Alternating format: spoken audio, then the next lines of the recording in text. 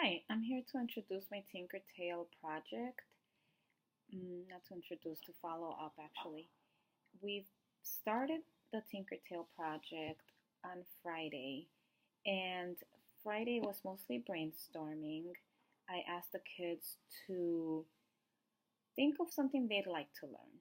Um, they're going to guide their learning for the next several weeks and to pick something that interests them related to science.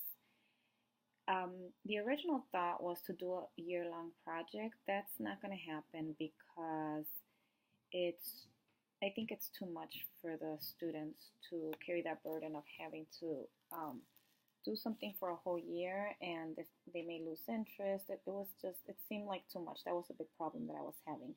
So I've cut it down to a quarter. I've told them to pick something that they're interested in. The book that I'm reading is the 20 Time Project. It's good because it's very simple. It gives a website for mostly everything that the author mentions.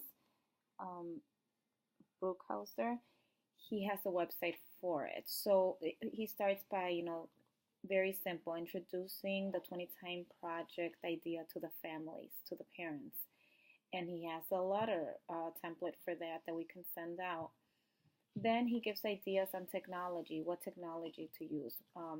He definitely recommends blogging.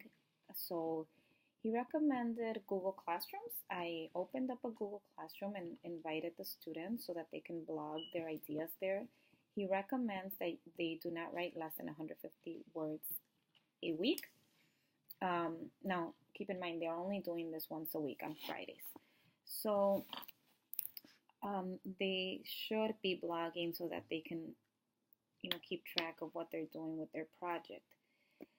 The project is anything from a student doing research on asthma and then at the end presenting what he's learned about asthma to the class, to building cars, motorized cars in the classroom. We have some students who brought in material today. We just started Friday and they're already bringing in the material, so they're looking forward to doing this on Friday again.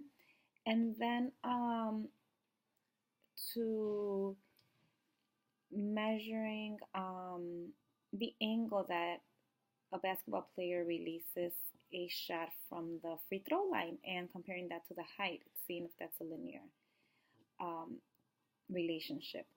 So it's very exciting. The kids are very on task when they're doing this. I did 2 classes on Friday and 1 Monday, one today, and there was not one student who seemed uninterested. Really, not one.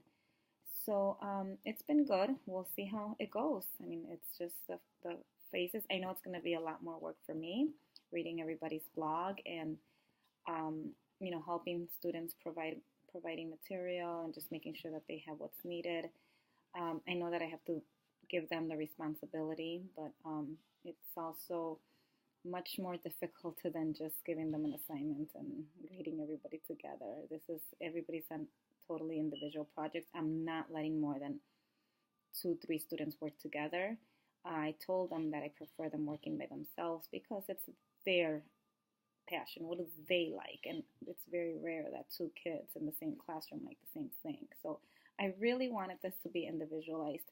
After they did the research and they picked certain things, certain ideas, then and I saw that there were kids who had the same idea, then I told them they can pair up if they'd like. So that did happen. I went over the 2 minutes. I can go on and on and on. I'm really liking this. I think it gives the students the power. Who doesn't want to sit for an hour and just learn what they want to learn instead of being taught something else? So we'll see how it turns out. Thanks.